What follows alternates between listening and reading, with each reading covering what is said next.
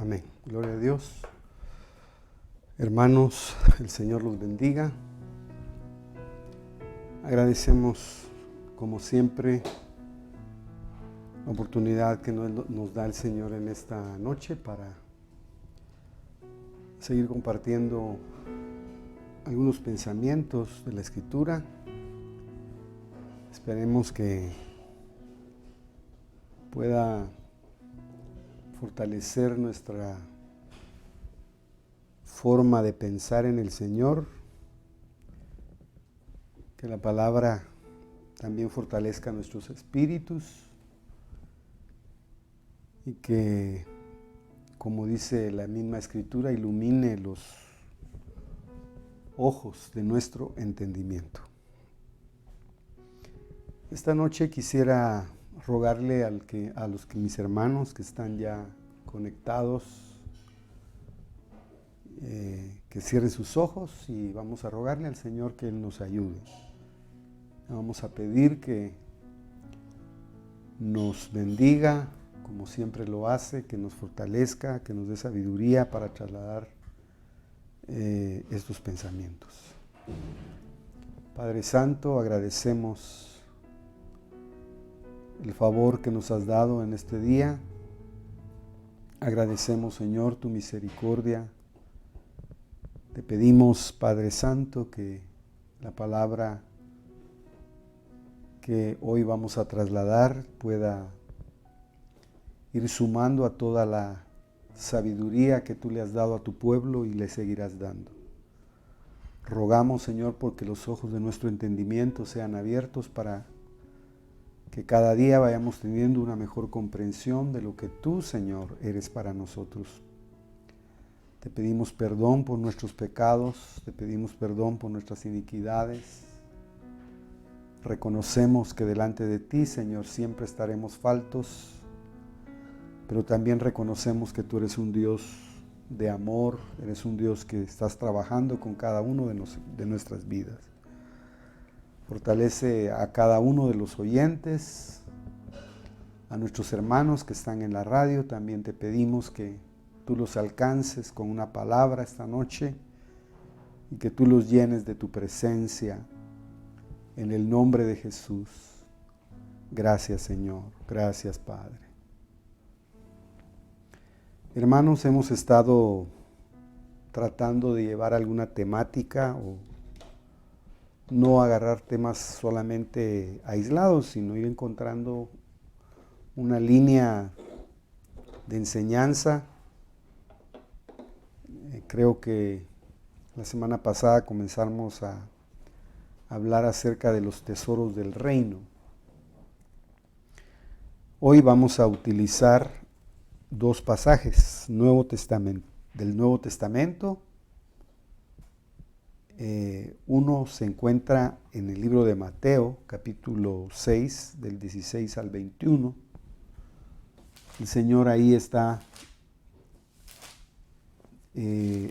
hablando acerca de la necesidad de hacer tesoros.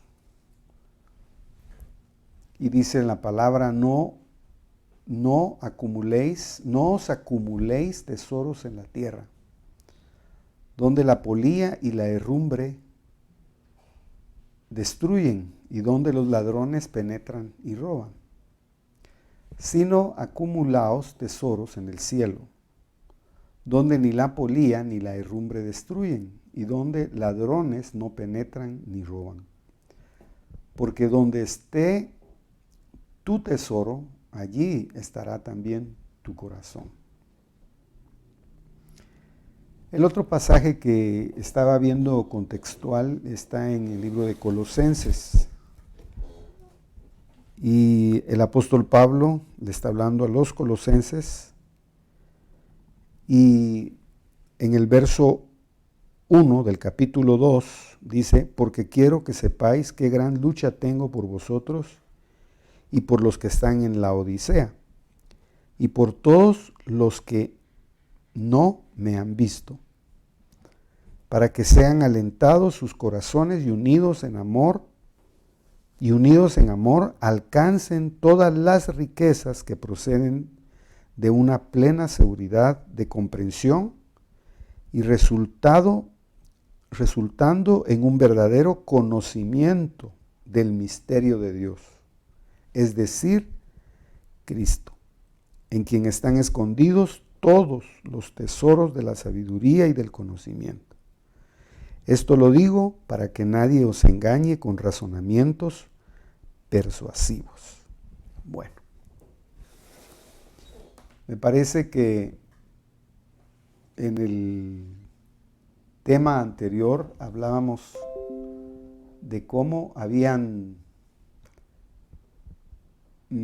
puesto este tesoro en vasos de barro. Y de alguna manera, pues, estamos comprendiendo que,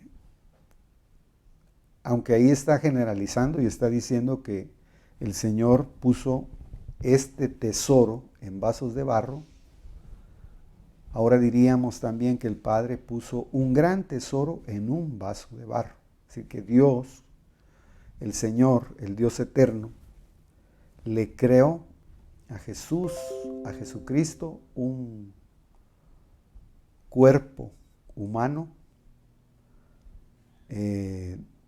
aparentemente frágil y de barro, pero dentro de él estaban escondidos todos los tesoros de la sabiduría y del conocimiento. De tal forma que yo creo que si alguien nos puede enseñar en dónde hay que atesorar, pues es el Señor. Entendiendo que hay alguna... Oía un ruidito, no, pero está bien. Perdón, hermanos, es que siempre aquí nuestro internet es un poquito complicado. Entonces, el Señor ahí está dando a los discípulos, les está hablando de la necesidad de aprender cómo acumular tesoros, en dónde es el lugar o dónde es la esfera, pero hablemoslo más como un lugar, en dónde es el lugar en donde verdaderamente no hay intromisión de polía, ni herrumbre. Cuando se está hablando de herrumbre, se está hablando de la oxidación a la que son sometidas los metales a causa de la humedad o de la exposición del agua. A un lugar donde no puede entrar la destrucción y donde no pueden penetrar los ladrones y los que roban.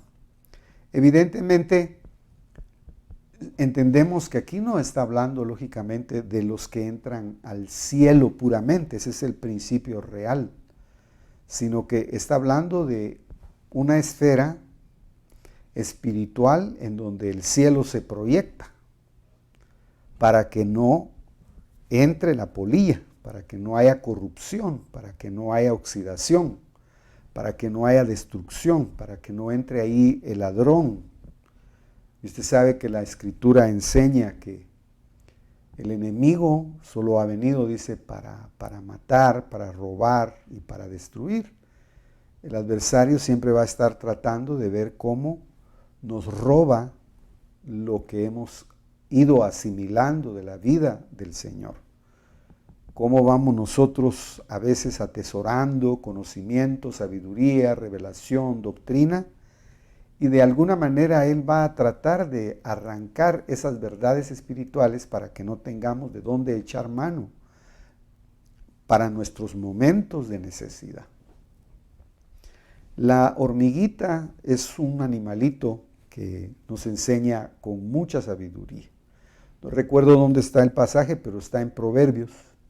Y deja la enseñanza de que la hormiguita guarda comida, dice, en el verano para el tiempo de invierno.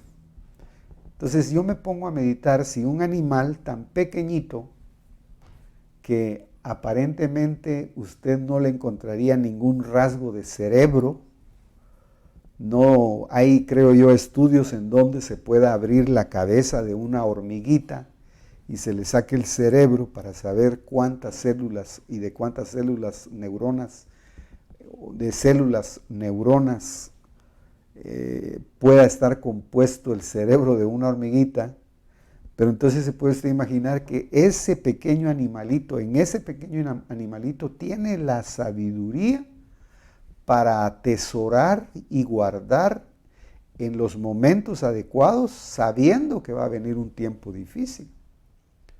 Entonces, de alguna manera también, nosotros como creyentes tenemos que rogarle al Señor que nos dé la sabiduría para saber que tenemos que aprender a atesorar en el lugar adecuado, donde no hay polía, donde no hay oxidación, donde no penetran los que roban y los que destruyen. Ahora, yo estaba, tal vez para ilustrar un poquito más la enseñanza esta noche, en Inglaterra existió un rey que se llamó Juan I. A este rey se le llamó el rey Juan sin tierra. Fíjese, qué curioso. El rey Juan, pero sin tierra, porque seguramente cuando perdió su reino se volvió nómada. No tenía un lugar estable en donde hacer una propiedad para guardar todos sus lujos y todos sus tesoros. Parece que él se había dedicado, hermano, a saquear monasterios, abadías, dice la historia, y se había dedicado a los lujos. Se había dedicado más a ser muy exuberante en estar buscando lujos. Pero el gran problema es que no todo el tiempo él fue rey, sino llegó un momento en que perdió su reinado por alguna razón, en el año, según dice la historia, en el año 1216. Entonces se puso a recorrer todo el Reino Unido con sus carruajes llenos de oros y de piedras preciosas, monedas y otro tipo de objetos de mucho valor. Una de sus caravanas, con un séquito de soldados cargados de joyas, se hundió, dice, en un pantano cuando viajaba a una ciudad llamada Lincolnshire. Iba de Lincolnshire a Norfolk. Y mientras que uno de sus regentes le encontraba una ruta que era menos peligrosa, él dejó que esa caravana se fuera por otro lado, en esa zona que era pantanosa, y ahí se hundieron todos los tesoros que él llevaba. Hasta la fecha, según dicen los investigadores, no pudieron encontrar los restos de nada de lo que él había atesorado. En este caso no se lo comieron las polillas, que evidentemente, hermano, el oro, piedras preciosas, no tienen acceso a eso, pero como no tenía un lugar fijo donde guardar sus tesoros, en estar llevando y trasladándolos de un lugar para otro, se empantanó. Y nadie ha podido encontrar ni una sola moneda de esos tesoros. Entonces, a mí me llamó mucho la atención la historia de ese rey de Inglaterra, porque, digamos, hay gente que no sabe atesorar. Y evidentemente tendríamos que tomar el ejemplo de lo que es atesorar materialmente para sustraer la enseñanza de lo que es atesorar espiritualmente. Yo me pongo a pensar, ¿cómo será el principio, cómo serán los principios en el reino? Porque como el tema que estamos tratando de introducir, o en el cual estamos tratando de estudiar, son los tesoros del reino, entendemos que no se está refiriendo a un reino material solamente, sino estamos hablando del reino de Dios, del reino espiritual, del cual se nos ha hablado tanto. Entonces el Señor como que también le está dejando al pueblo de Dios esa inquietud, esa palabra para que sepa atesorar. Usted sabe que obviamente la palabra atesorar está relacionada con guardar, con acumular riqueza. De generación, se guardaba la riqueza de generación en generación, y como decíamos en la anterior oportunidad, esa riqueza se podía heredar y en determinado momento podía llegarse a convertir hasta en un botín de guerra. Ahora, el Señor llega a Israel en un momento en que Israel ya no tenía, digamos, un rey reconocido por el Dios Todopoderoso. Sí estaba el rey Herodes en esa época, pero el rey Herodes realmente no tenía una soberanía real, no tenía una autoridad real, porque él ya no tenía una conexión directa con el Dios Todopoderoso, sino acuérdese que Israel en ese momento ya había pasado por una serie de, digamos, de imposiciones de reyes. Habían pasado los sirios, habían pasado los babilonios. En esos momentos Israel estaba bajo el reinado de Roma, o el imperio romano, de tal manera que ellos realmente no tenían una libertad como tal. Usted sabe toda la historia de Israel en los momentos en que el Señor Jesús vino a la tierra. Prácticamente Él vino a una tierra que había sido invadida por gentiles. Ahora, por eso es que el Señor, me imagino, que cuando Él vio la pobreza espiritual de Israel, y acuérdense que como en aquellos días, el Señor cuando vino encontró a una nación que había sido diseñada para administrar las bondades y los tesoros de Dios, había encontrado, hermano, en los templos, había encontrado, imagínense, no había encontrado a un sumo sacerdote, sino había encontrado a dos. No había, digamos, en los atrios había encontrado a gente, había encontrado ciegos, mancos, cojos, había encontrado a toda una sociedad llena, cargada de problemas fuertes, de tal forma que toda la riqueza espiritual que se había, el Señor les quiso dar en los momentos extraordinarios de Israel como nación. Por ejemplo, en los días de Salomón, cuando dice que él hizo que el oro fuera, como le dijera yo, difundido de una manera tan tremenda, de lo cual tal vez vamos a hablar un poquito. El Señor comenzó a hablarles de la necesidad de atesorar, pero en el lugar en donde no hay destrucción. Entonces, el problema es que nosotros no estamos viendo en determinado momento cómo se atesora allá, porque la idea sería que el Señor nos fuera abriendo nuestro entendimiento para que sepamos que las cosas a veces que hacemos acá pueden ser obras que cuentan como algo que atesoran en el cielo. Esa es la idea.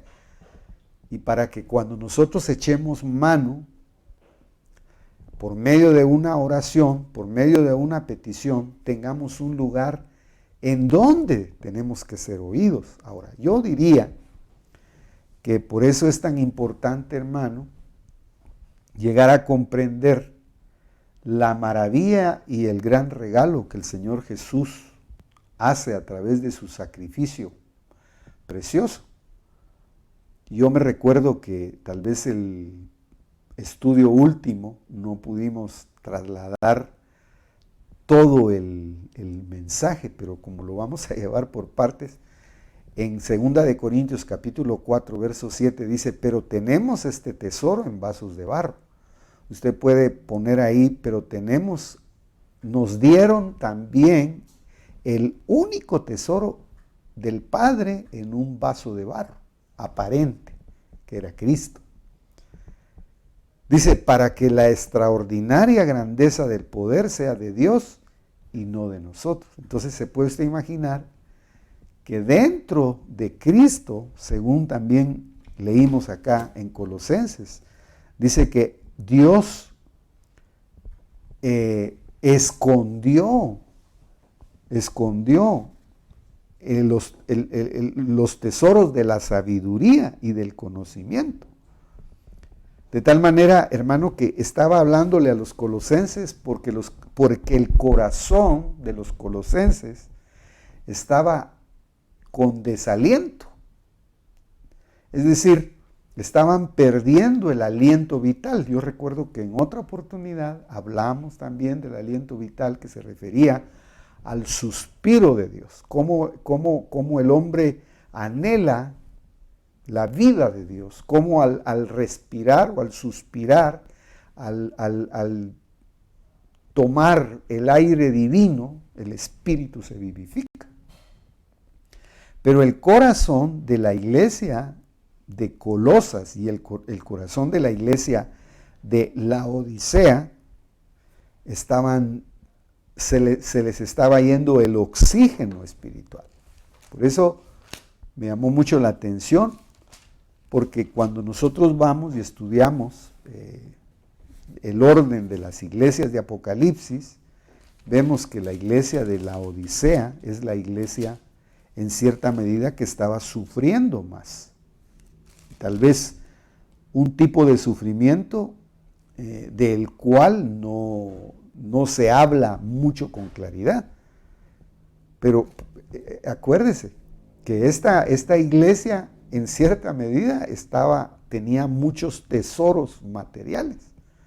Tal vez si vamos a Colosenses capítulo 3, verso 16, dice en el 17, dice, porque tú dices, yo soy rico, me he enriquecido y de nada tengo necesidad, y no sabes que eres un miserable, digno de lástima, pobre, ciego y desnudo. Te aconsejo que de mí compres oro refinado por fuego para que te hagas rico, vestiduras blancas para que te vistas y no se manifieste la vergüenza de tu desnudez, y el colirio para que unjas tus ojos para que puedas ver. Esta carta de Colosenses, posteriormente Pablo pedía que también se la trasladaran a los de la Odisea. Pero lo que estaba pasando ahí era que estaban desfalleciendo, estaban desalentados en el corazón y el amor también se estaba enfriando. Por eso les dijo el Señor, reúnanse, a través de Pablo, reúnanse para que unidos, que no se le dé espacio a la división, a la separación, a la contienda. Era tan fuerte, por ejemplo, en la iglesia de Corintios, que cada quien tenía su propio apóstol favorito. Acuérdese de eso. Unos decían, pues mi apóstol favorito es Pedro. Otros decían, no, mi apóstol favorito es Pablo. Otros tenían otro apóstol favorito y otros decían, no, para nosotros no hay apóstoles favoritos, nosotros con Cristo. Entonces, qué delicado, hermano, es cuando la iglesia no se da cuenta que a cada uno el Señor le ha dado una gracia para edificación y que lógicamente el tesoro fundamental está escondido no en una persona o en un ministerio, sino está escondido en Cristo. Los ministros, sea del rango que sean, al final terminan siendo vasos de barro y terminan, si el Señor no viene, también teniendo su recorrido por esta tierra, terminando una carrera con gozo, aprobados o desaprobados, que Dios tenga misericordia. Entonces, es importante, digamos, analizar esto porque lo que yo veía acá es cómo el Señor le está enseñando al pueblo, de alguna manera le está diciendo, miren, aprendan a atesorar, aprendan a guardar el verdadero valor que tiene la salvación, que tiene el Evangelio. Porque eso es lo importante. Acuérdense que les dijo, donde está tu tesoro, ahí estará tu corazón. Hemos hablado también de cómo el reino de Dios se establece en una parte central, que es el corazón. Ahora, solo quiero terminar ese pasaje de Colosenses 2, dice, para que sean alentados sus corazones y unidos en amor, y alcancen las riquezas que proceden de algo muy interesante, de una plena seguridad y comprensión. Yo me quedaría, hermano, con este texto toda la prédica, porque tiene una verdad aplicable para estos días. Para que alcancen todas las riquezas que proceden de una plena seguridad. Estamos viviendo, hermano, tiempos de mucha duda, tiempos de mucha inestabilidad, tiempos de mucha perplejidad, tiempos en las que a veces no sabemos tomar decisiones, no sabemos qué decisiones tomar. Pero creo que lo más importante es que nosotros sepamos que tenemos que nosotros tengamos una plena seguridad y una verdadera comprensión del misterio de Cristo, del misterio de Dios. Ahora, cuando define el apóstol Pablo ahí cuál es el misterio de Dios, lo aclara porque dice, es decir, que el misterio de Dios es Cristo, es Jesús. Entonces, el misterio, hermano, si Jesús en hebreo es Yahshua, y Él es el que salva, entonces quiere decir que si nosotros estamos en Cristo, nosotros estamos escondidos en Él, vamos a ser guardados en Él. Si a través de la comunión con Él vamos desarrollando una capacidad de comprensión y de entendimiento, entonces quiere decir, hermano, que nosotros vamos a ser personas también misteriosas en la tierra. Que Dios, de veras, esto no sea una palabra, sino sea una verdad que pueda quedar en el corazón. Porque así como Jesucristo es el misterio del Padre, que no es fácil de descifrar, usted sabe que hay una gran discusión teológica a lo largo de la historia bíblica de cómo Israel como nación tuvo por tropiezo a Jesucristo, a Jesús como piedra de tropiezo. Ellos no pueden creer que en Jesús está la naturaleza engendrada del Padre eterno. No pueden creer que Dios puede tener un hijo. Es decir, que pudo haber engendrado su naturaleza en una persona. Difícil, hermano, de trasladar esos conceptos, pero hasta donde nuestro cerebro nos alcance. Mucho menos que pudo entrar dentro valga la expresión, que pudo alojarse dentro del vientre de María y que pudo gestarse ahí una nueva creación, una nueva naturaleza, como dentro de la vieja naturaleza caída, el Padre dispuso hacer una nueva creación dentro del vientre de María. Y no solamente eso, sino que esa nueva naturaleza volvió a ser probada en la tierra y murió aquí en la tierra para hacer el pago de los pecados del hombre, y pudo llegar a ser una ofrenda perfecta, y la muerte no tuvo derecho sobre él. Por eso es tan interesante esta parte, porque parecen verdades sistemáticas y palabras que son como repetitivas, pero precisamente a mí me llama mucho la atención que el apóstol Pablo dice eso, resultando en un verdadero conocimiento del misterio de Dios. decir Cristo. Pero esto se convierte en un misterio todavía mucho más profundo. ¿Por qué? Porque así como Cristo está escondido en el Padre, y usted sabe que en Colosenses capítulo 3, versos del 1 al 4, precisamente Pablo sigue hablando de eso. Dice, si habéis pues resucitado con Cristo, buscad las cosas de arriba, donde está Cristo sentado a la diestra de Dios.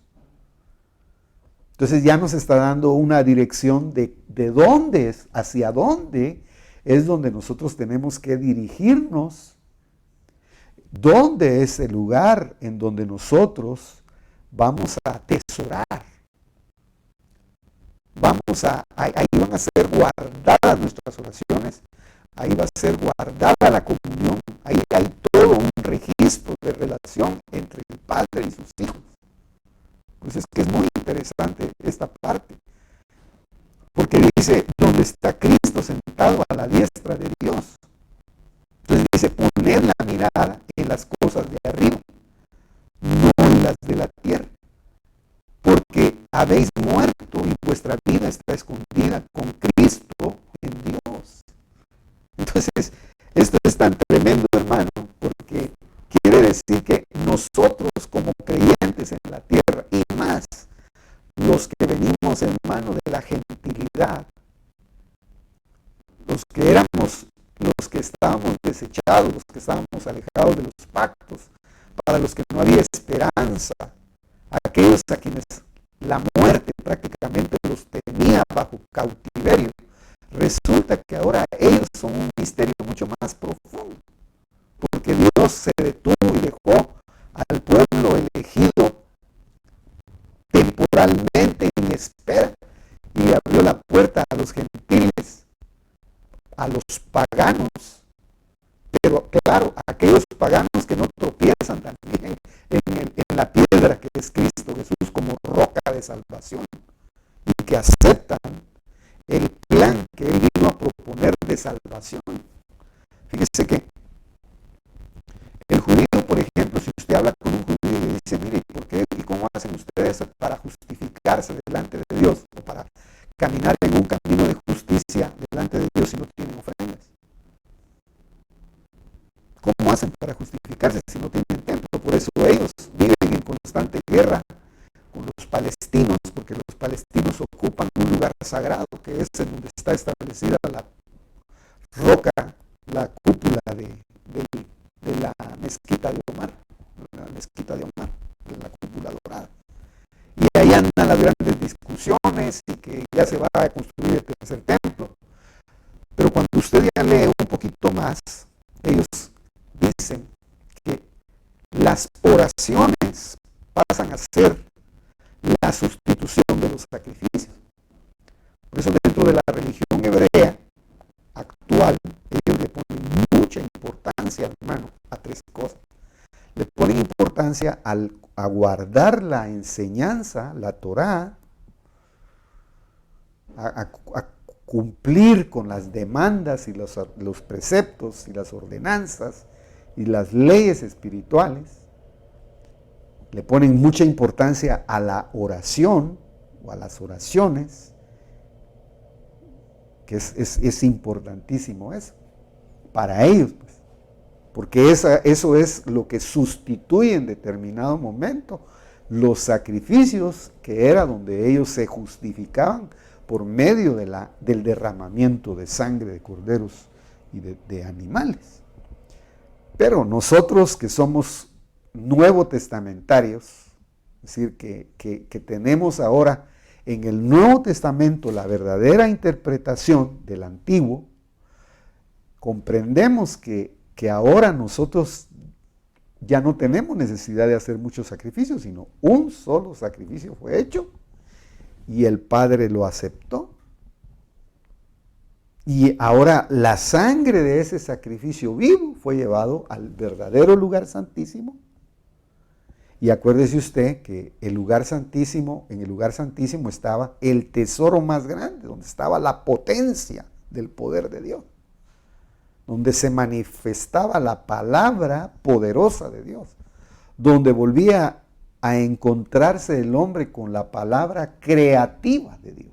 Este es un tema, hermano, que hay que volverlo a retomar porque se acuerda que hablábamos de que está muy relacionado con la autoridad de Dios a través de la palabra.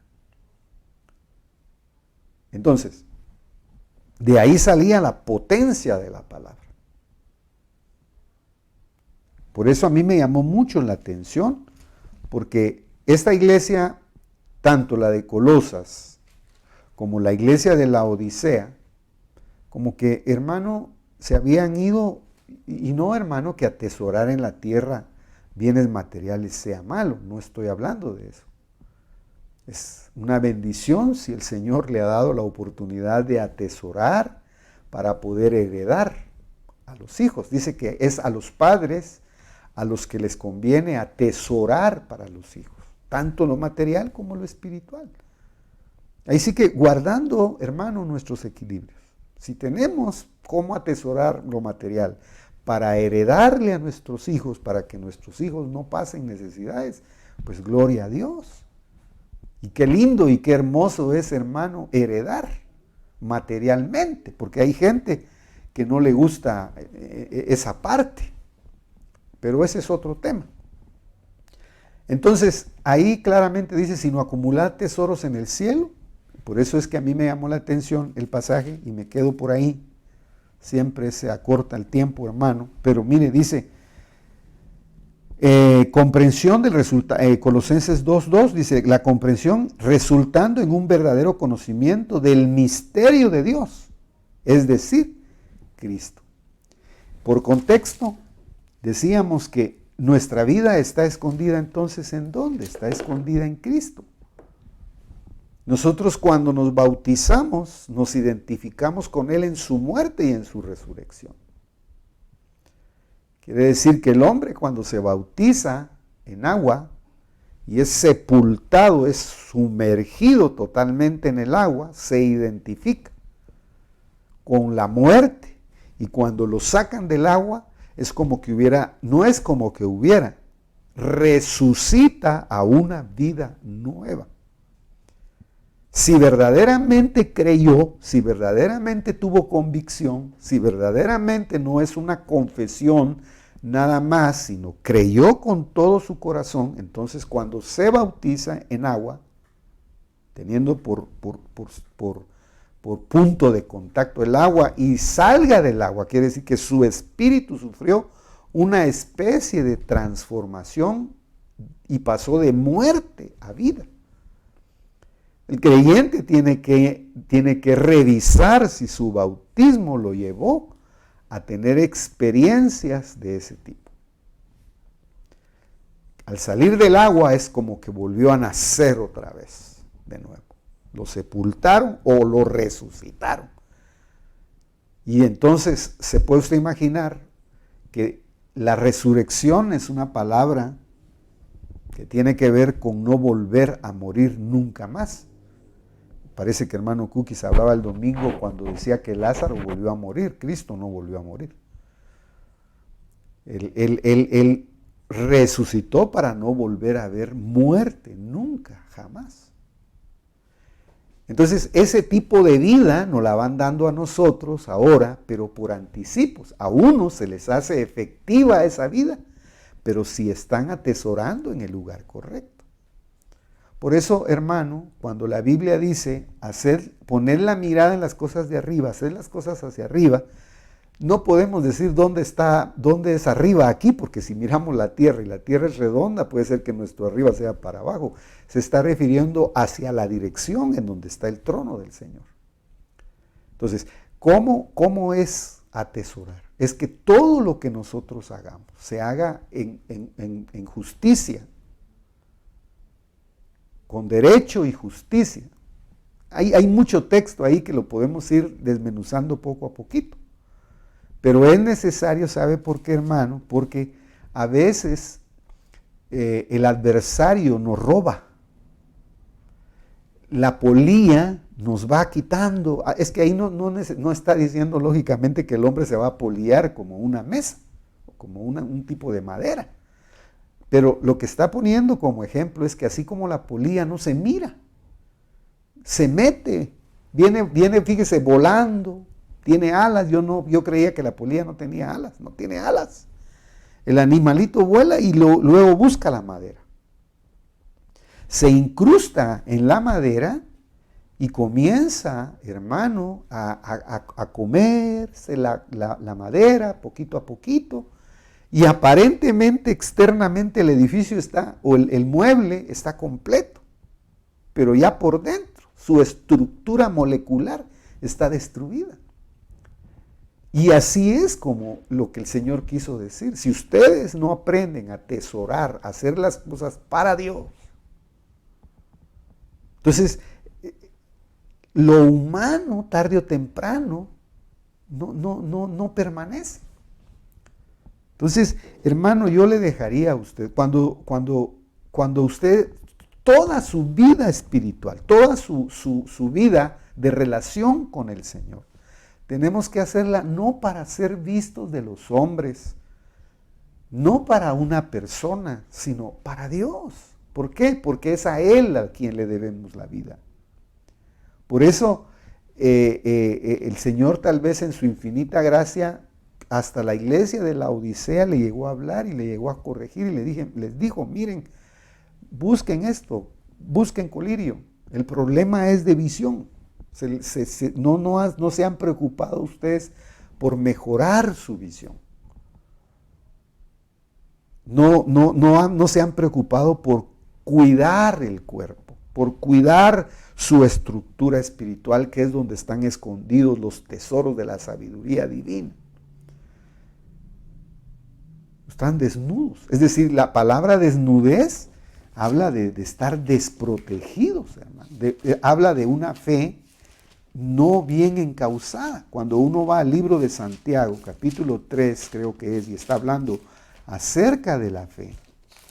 Es interesante, hermano, tal vez si yo busco Santiago acá, si usted me tiene paciencia, Santiago capítulo 3 o Santiago capítulo 2, mire cómo dice, la fe y las obras, es decir, una fe actuante.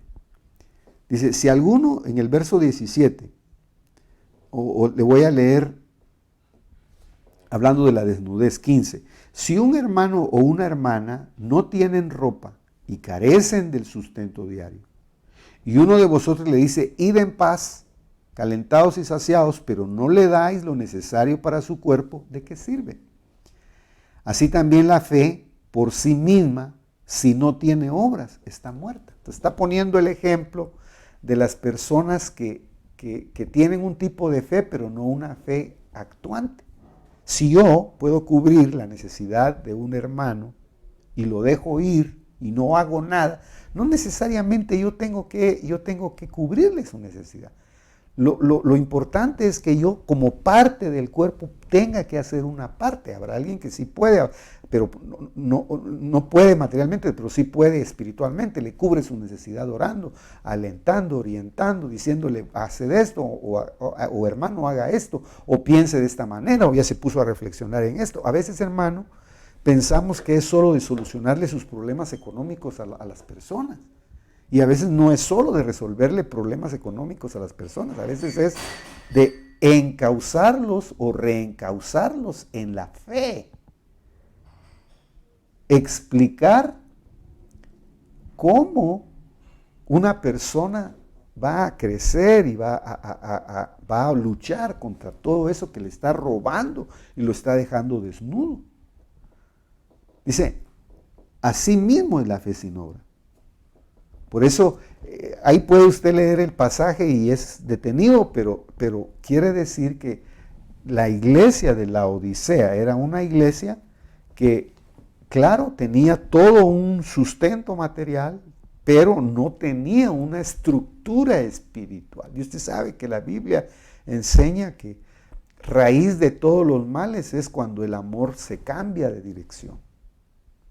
Ya no es hacia Dios, sino es hacia lo que Dios da.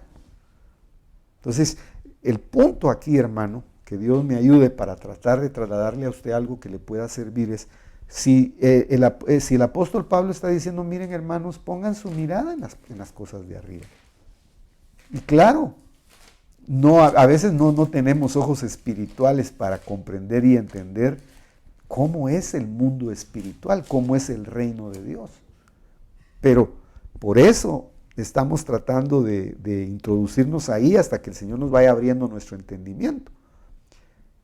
Dios, que es infinito y que es eterno y que es el creador de todo lo que existe, por eso es que Él es el Rey de Reyes, o está proyectado en el Rey de Reyes. Él es el Rey eterno, el Dios eterno, el que no tiene principio ni fin de días. Decíamos que tiene como uno de sus atributos la soberanía absoluta y eterna. Ahora, él la proyecta por medio de su reinado. Esto lo entienden perfectamente en el cielo. Por ejemplo, en Apocalipsis capítulo 4, verso 11, están los seres celestes allá en el cielo, están glorificando y están alabando al Señor, en donde está, vamos a decir, el lugar en donde no entra la polía, no entran los ladrones, no hay corrosión de objetos, sino en donde está todo restaurado, donde hay vida eterna.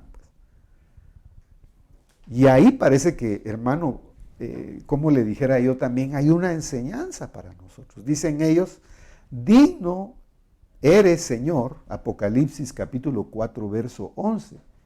Acuérdese que si nosotros tomamos una enseñanza muy práctica y muy simple, dice, y los 24 ancianos se postraban delante del que está sentado en el trono y adoraban al que vive por los siglos de los siglos.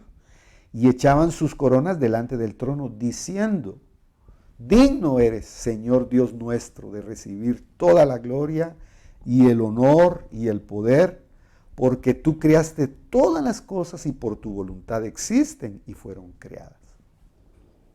Entonces, aquí hay tema para desarrollar, porque, hermano, a veces nosotros, como nuestro espíritu no tiene conciencia del mundo espiritual de Dios, y la idea también que tenemos que dejar en estos días es, hermano, que aunque nosotros no seamos hombres de visiones, aunque nosotros no seamos hombres a los que se nos haya abierto el entendimiento espiritual para ver el mundo espiritual como lo vio Juan, porque Juan tuvo el gran privilegio de estar en el día del Señor, haber sido trasladado por el Espíritu, haber sido llevado como testigo para ver que el mundo espiritual era una realidad y podernos dejar a nosotros un manual de instrucción.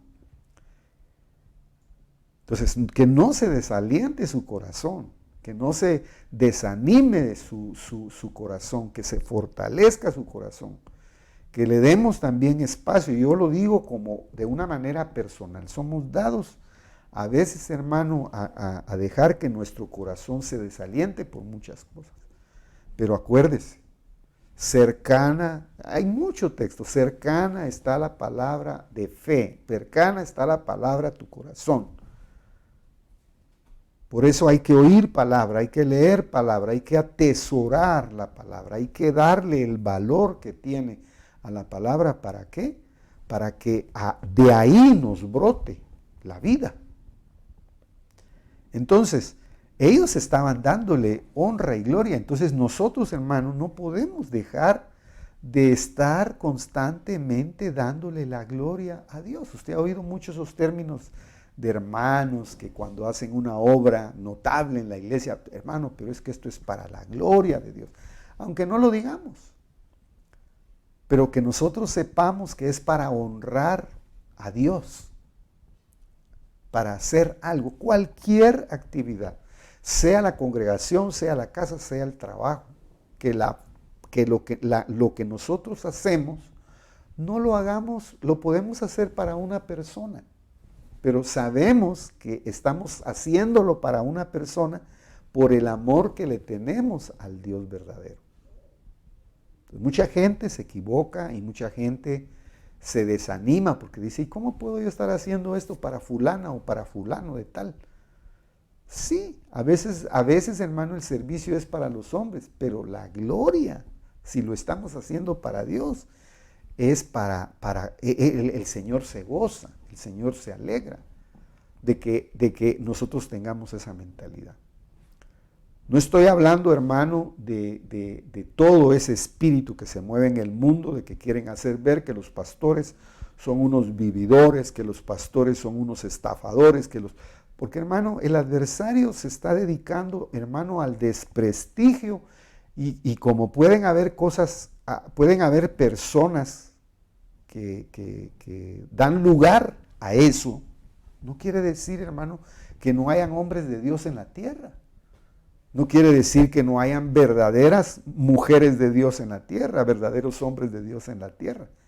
Esa es la polía, esa es la herrumbre, esos son los ladrones que nos quieren robar, hermano, la vida espiritual. Y por eso hay mucha gente desalentada en estos días y ya ve que ha causado mucha profusión, hermano, la apostasía y todo ese tipo de cosas que se están moviendo. Y hermano, que yo sepa, la historia continúa, no vaya usted a pensar que la historia se va a terminar. Alguien estaba diciendo que ahora el 24 de abril o no sé qué fecha iba a ser el fin del mundo, hermano, y hay una serie de inquietudes ahí. No, este es un tema para largo.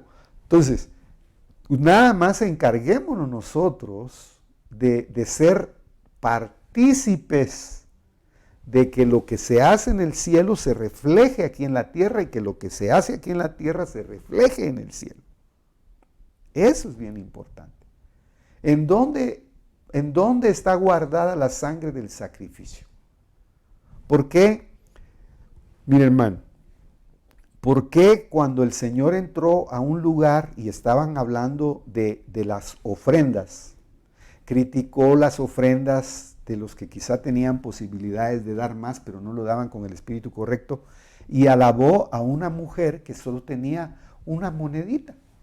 Pero ¿dónde echaban esa moneda? La echaban en el arca de las ofrendas. El arca es una referencia al arca del pacto, donde estaban guardados los tesoros de la sabiduría de Dios, el conocimiento de Dios.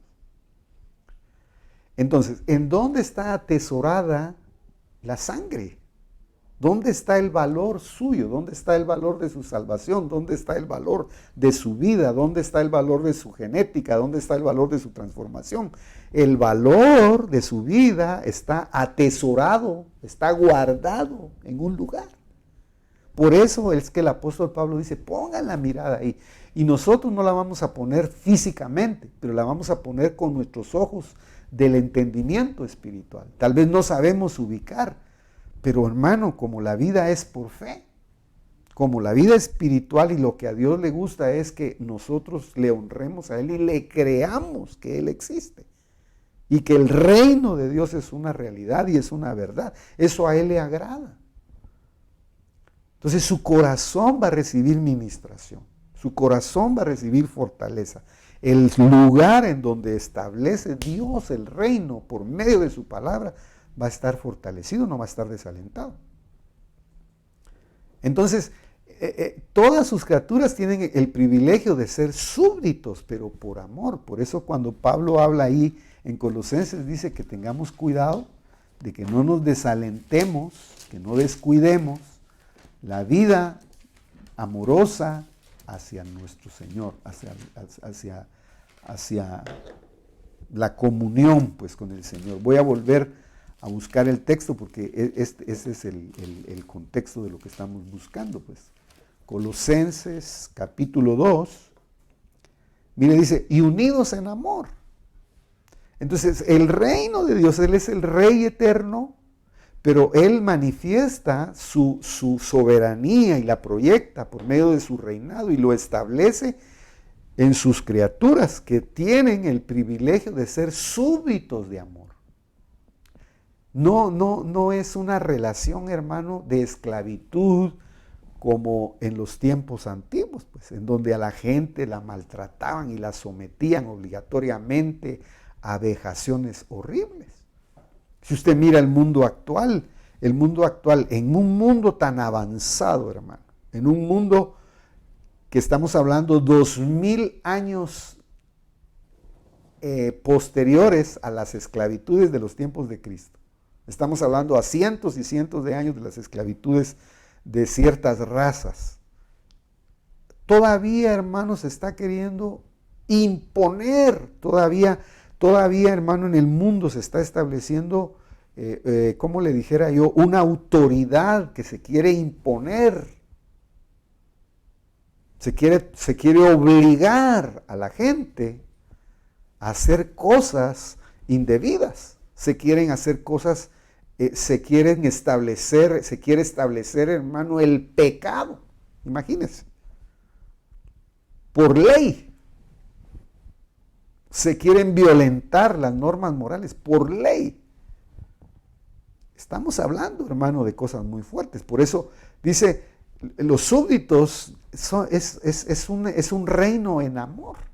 Así como el esclavo que tenía que irse de la casa, lo ponían en la puerta y decía, no, yo no me voy a ir. Mi amo no ha sido un amo para mí malo, él ha sido como un padre para mí, me ha amado, yo me voy a quedar en la casa por amor. Entonces nadie está dentro del reino, hermano, obligado. Por eso es que usted mira que actualmente, hermano, muchas iglesias están siendo sacudidas.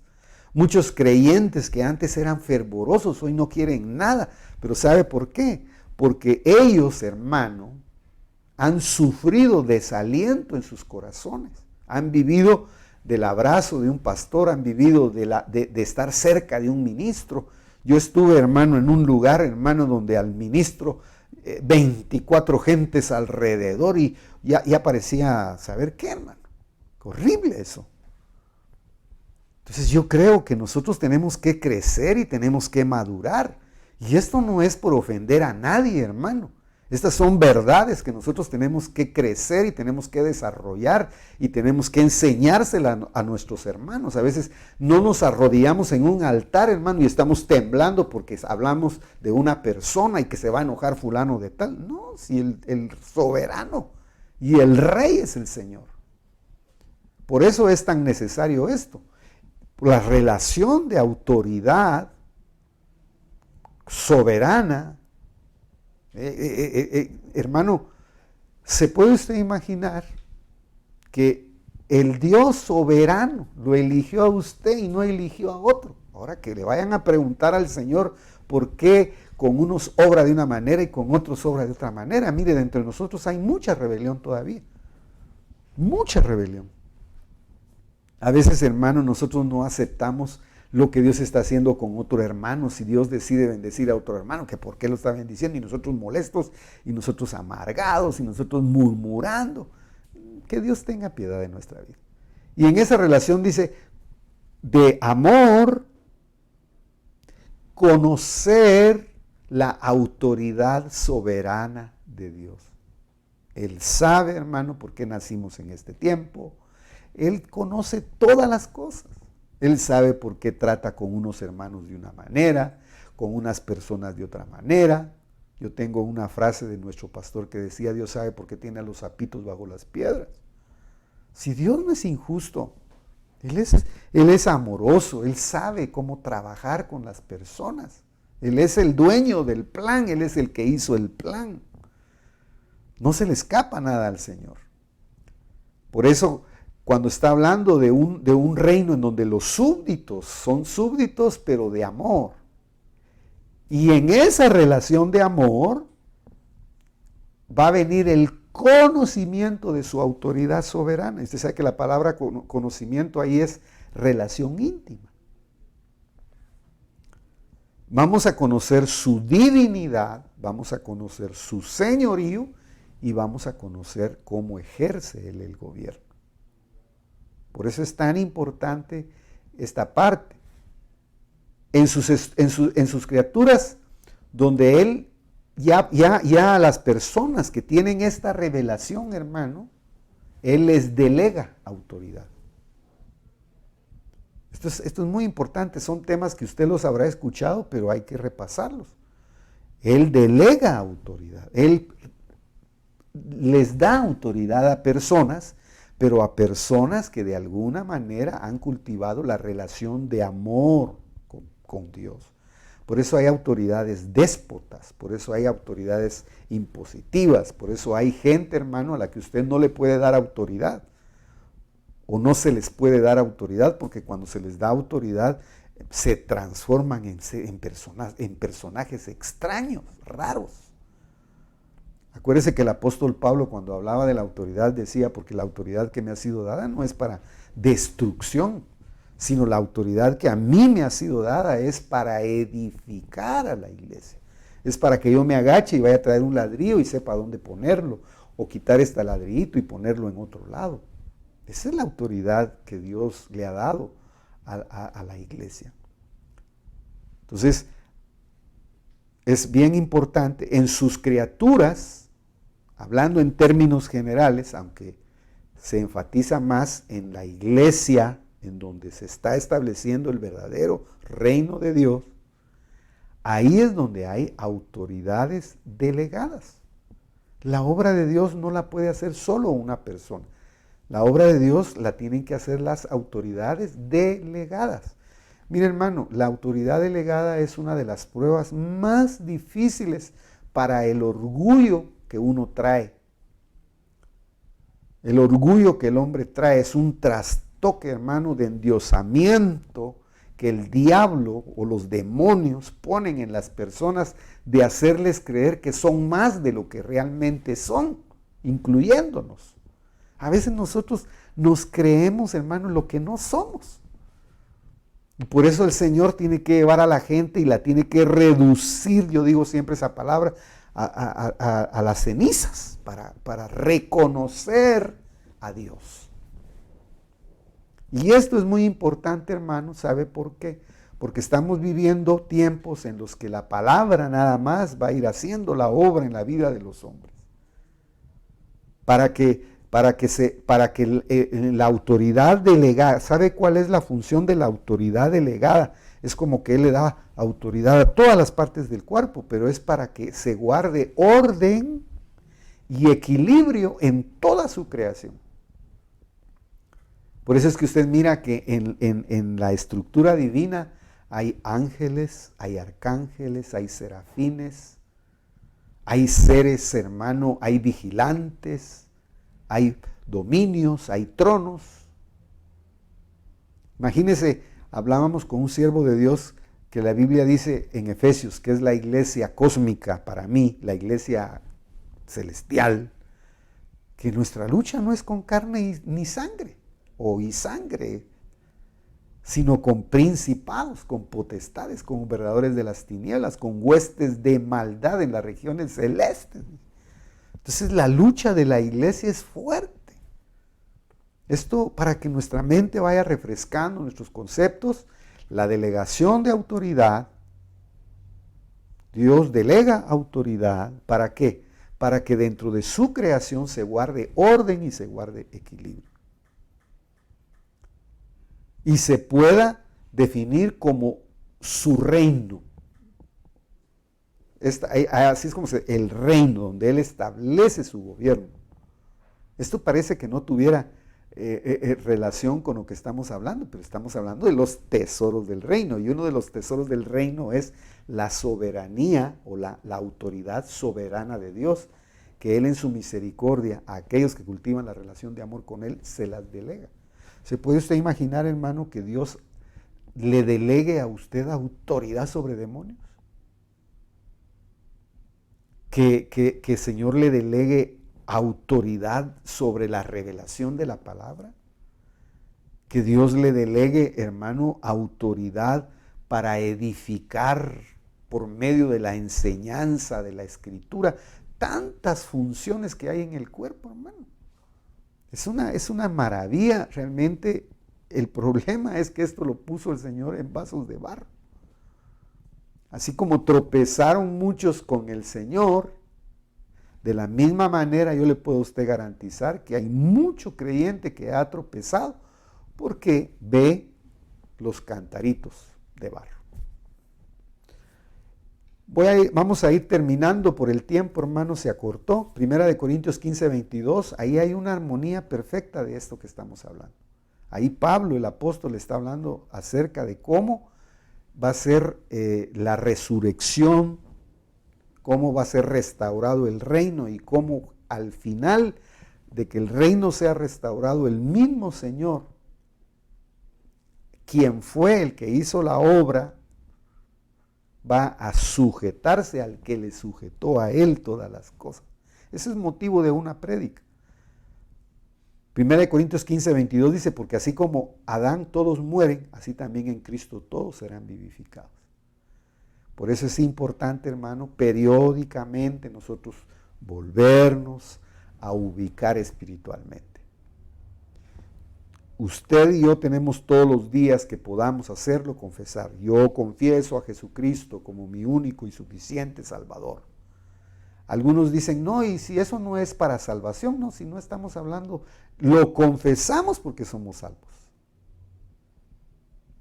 Lo confesamos porque creemos que Jesucristo es nuestro Señor, creemos que Jesucristo es el Señor, creemos que Jesucristo es nuestro Cordero. Usted debe y debemos de estar confesando y recordándole a nuestra alma como David lo hacía. Alma mía, alaba a Jehová.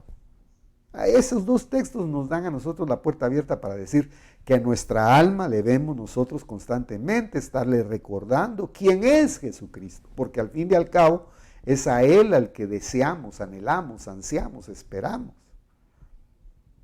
según la gracia que Él nos dé. Pero dice en el 23, pero cada uno a su debido tiempo, hablando de la resurrección. Las primicias, primero Cristo, luego las primicias. Ahora, ¿por qué sería resucitado primero Cristo? Porque Él es el único, la cabeza, porque Él pagó el precio que tenía que pagar. Él vivió en completa obediencia al Padre, según las demandas. Imagínense que Él vivió bajo la ley, y ni la ley misma lo pudo matar. Como tal, pues, porque lo encontraron sin pecado. Aparentemente Él murió como pecador. Es bien interesante. Las primicias, algunos creen que fueron los que se levantaron después de que Él resucitó y fueron a visitar a sus familiares, pero otros dicen que las primicias son los que de la iglesia sean los primeros en dar la estatura del varón perfecto, hayan muerto en Cristo, hayan dormido en Cristo o estén esperando la transformación de su cuerpo para reunirse con el Señor en el aire y esperarlo a Él. Luego dice, los que son de Cristo en su venida, refiriéndose a la segunda venida del Señor. Hay una gran discusión ahora de que si Cristo viene después de la tribulación o de la gran tribulación. Hermano, nosotros creemos que si Dios levantó a Enoc, que si Dios levantó a Elías, que si Dios transportó a Felipe, que si Dios agarró a Pablo, poderoso es Dios para darnos a nosotros una experiencia fuera de la resurrección, antes de que sean resucitados en su venida. Por eso cuando se habla de esa expresión, está diciendo que es una experiencia que está aparte de los que son resucitados. La palabra ahí es anastasis. Yo me acuerdo que hace mucho tiempo se manejaba esa palabra. Entonces, dice, entonces vendrá el fin, cuando entregue el reino al Dios y Padre. Entonces, hermano, el fin no está ahora. Dice, luego entonces vendrá el fin cuando entregue el reino al Dios y Padre. Y todavía falta que Él venga a reinar. Después que haya abolido, dice, todo dominio y toda autoridad y poder. Entonces, hermanos, la historia continúa. Por eso nuestra mentalidad no debe de estar tan corta, sino nosotros debemos pensar que se está terminando una fase del programa eterno de Dios. Eso es bien importante y con esto vamos a ir concluyendo. Y después dice, debe reinar hasta que haya puesto a todos sus enemigos debajo de sus pies. Pero fíjese, el último enemigo a vencer será, dice, el último enemigo que será abolido es la muerte. Ahora, ¿y no ya fue vencida la muerte cuando Cristo la venció en el Seol? Claro, Él ya le quitó todos los derechos, pero vendrá y le quitará, será abolida totalmente, se quitarán los efectos sobre aquellos quienes les han dado autoridad sobre sus cuerpos, cuando Él verdaderamente la quite de en medio y establezca el reino. Aunque aquí habría que ver, hermano, a qué se está refiriendo, porque falta el reino milenial, en donde dicen que al final, según dice la Escritura, volverá otra vez a haber una gran rebelión. Y será establecido el nuevo reino, cielos nuevos, tierra nueva, todo lo que dice el final del libro de Revelación. Porque Él ha puesto, y esto me interesa, hermano, porque Él ha puesto todo en sujeción bajo sus pies. Por eso el tema de dónde estamos parados es muy importante, es qué actitud tenemos. A mí me gustó mucho, hermano, el hecho de que los pies son tan nobles y tan humildes que sostienen todas las partes del cuerpo.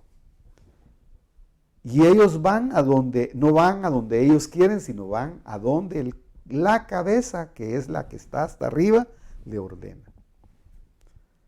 Pero lo interesante, hermano, es que si los pies transportan, la cabeza da las órdenes y las manos agarran, por decirle, la comida que sustenta la cabeza y que sustenta los pies. Esto para que todos entendamos que todos somos importantes en el cuerpo. Aunque hay una autoridad, pero Dios es tan precioso que nos va dando equilibrios. Pero cuando dice todas las cosas le están sujetas, es evidente que está exceptuando a aquel a quien ha sometido a Él todas las cosas. Ahora, aquí hay una cosa muy interesante, hermano. Hay gente que por llevar una vida de sujeción, que por entender perfectamente los principios del reino de Dios, Dios les da autoridad. Y no solamente les da autoridad para que griten, sino es Él el que les somete a sus adversarios y los pone bajo su dominio. Esto es tan importante, hermano, porque tiene que ver con el ejercicio del establecimiento del reino. La oración, la alabanza, la predicación, el servicio, la visita, la administración.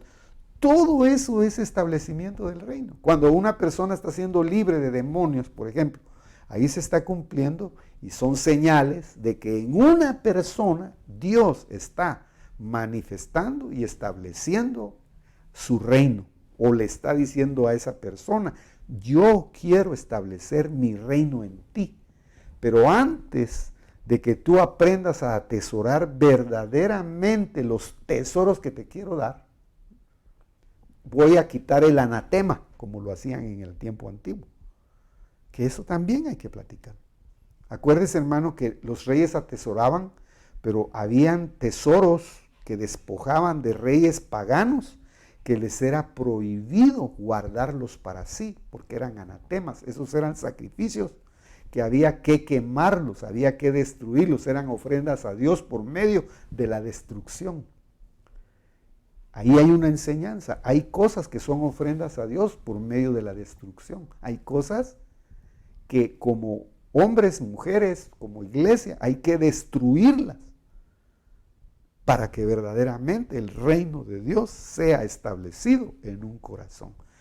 Hay gente, y la iglesia se ha vuelto religiosa, hermano, porque a veces solo quieren que se oren por las personas, pero las personas no quieren destruir los anatemas. Es decir, lo que acarrea maldición. Todo eso tiene su explicación. Termino, porque Él ha puesto todo en sujeción bajo sus pies, pero cuando dice que todas las cosas le están sujetas, es evidente que se exceptúa aquel que ha sometido a Él todas las cosas. Y cuando todo haya sido sometido a Él, entonces Él también, el Hijo mismo, se sujetará a aquel que le sujetó a Él todas las cosas, para que Dios sea todo en todo. Eso es el equilibrio, la armonía en el reino. Una persona no puede ser libre. A mí me gustó tanto, hermano, la predicación del domingo, porque yo le decía al hermano Cookies, al hermano Oscar, Yo le decía, hermano, yo nunca había visto la regeneración integral en el último milagro que hizo Cristo en la tierra. Cómo comienza liberando al hombre de la mente, le libera los ojos, le libera las percepciones, le libera los gustos, le libera lo auditivo, le libera la garganta, le libera el estómago, le libera las partes íntimas, le libera las partes de desecho, le libera las partes actuantes, de acción, de creatividad. Le revela, hermano, las partes de rendición, le revela las partes de fortalecimiento, que son los tobillos, y le revela las partes de la humillación. ¿Se puede imaginar? Yo cuando estaba escuchando el tema, hermano, perdón, y ahorita vamos, me quedé impresionado porque el Señor hizo en el milagro de Lázaro, incrustó toda la regeneración del hombre. Esa fue la última señal que les hizo. Y les dijo, les voy a hacer la última señal. Y esa misma señal la reforzó cuando Él resucitó, trayendo su cuerpo otra vez a la vida, una vida nueva, un cuerpo eterno. Es una maravilla esto, hermano. Que Dios lo ayude, lo auxilie, lo fortalezca en esta noche. Vamos a orar y le vamos a dar gracias a Dios, porque yo creo que uno de los grandes tesoros del reino es que Dios nos vaya revelando cada día su autoridad. Cómo su autoridad viaja y cómo su autoridad ha sido puesta en vasos de barro. Que hay que atesorarla, que hay que cuidarla. Hay muchas cosas ahí, hermano, que siendo honestos las hemos perdido en muchas formas. A veces los problemas en las congregaciones, los problemas en las iglesias, los problemas ministeriales, los problemas tantos, hermano, y más la exacerbación que se hace ahora por las vías de comunicación, están haciendo que se haga ver una iglesia sin autoridad. Pero no es importante eso. Acuérdese que la autoridad no tiene que ver con la acumulación de masas. Eso es otra cosa. Dios, el Señor, es tan precioso y Él va a levantar una generación última para esta etapa. Gente que tenga autoridad de Dios. Gente creativa. La autoridad no tiene que ver con gritos, hermano. La autoridad tiene que ver con ser creativos en Dios. Tener una mentalidad, hermano, para saber cómo movernos en medio de distintas circunstancias, cómo resolver nuestros problemas de vida diaria. Le cierran una puerta, pero usted es creativo y usted hace otra cosa, porque Dios le ha dado sabiduría y le ha dado entendimiento. Imagínese que yo estaba leyendo que la reina de Saba, hermano, llevó un promedio en las ofrendas que le llevó a Salomón por la sabiduría que él tenía. Me impresionó mucho cuando lo busqué en una Biblia, que el valor de lo que la reina de Saba le dio a Salomón en monedas, se lo voy a buscar, acá lo traigo, era exagerado. Dice, entonces ella dio al rey 120 talentos de oro, cerca de $60 millones en moneda del año. Eso le dio nada más. A cambio de la sabiduría de Dios. Entonces, hermano precioso, que el Señor esta noche lo bendiga, que el Señor esta noche haga resplandecer su rostro sobre su vida, que el Señor en esta noche cambie su mentalidad, cambie nuestra mentalidad y sigamos meditando que nuestra mirada tiene que estar puesta en el trono, en donde está la sangre guardada. Ahí está el valor. Por eso la Santa Cena, por eso las convocaciones donde se trata de exaltar la santidad de Dios tienen mucho valor. donde no se va a jugar en los cultos, donde no se va a ridiculizar a nadie, sino donde se va a dar gloria y honra al Señor. Ahí Él se glorifica. No es de tener luces, no es de tener más luz, menos luz, no es de tener espectáculos. Es de que Él sea el que gobierna o el que está proyectando su autoridad en nuestra vida. Tema muy profundo, muy complejo, pero Dios es bueno, va a cerrar sus ojos. Un tema que nos confronta a nosotros mismos, un tema que nos hace reflexionar y nos hace pensar. Padre Santo, gracias por esta noche. Gracias por la oportunidad que nos das. Gracias por la vida de Jesucristo. Gracias por el poder de tu Santo Espíritu. Te pedimos, Señor bendito, que tú manifiestes tu Santo Espíritu en nuestras vidas. Reconocemos que somos barro. Alienta, Señor, el corazón de la iglesia en estos días. Fortalece el corazón de la iglesia. Quita todo dardo del enemigo, Padre, en el nombre de Jesús. Gracias, Señor. Gracias, Padre.